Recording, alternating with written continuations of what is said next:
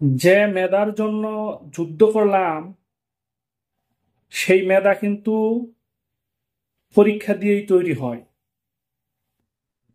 পরীক্ষা ছাড়া মেধা তৈরি করা সম্ভব না। লাভ হলো না, এটা প্রত্যাশা করি নাই। আমরা চাই পরীক্ষার মাধ্যমে মেধা তৈরি হবে, মেধা তৈরি হবে, দেশ গড়বে। দেশ গড়ার কারিগর চাই আমরা। অটোপাস আমরা চাই না। অটোপাস মেধা তৈরি করতে পারে না। যখনই মেধা তৈরি হবে না, তখন দেশ তৈরি হবে না। যখন দেশ তৈরি হবে না, দেশের উন্নতি হবে না। মেধা হারিয়ে যাবে তো দেশের দুর্নীতি, এবং মেধা হারিয়ে যাবে তো দেশ হারিয়ে যাবে।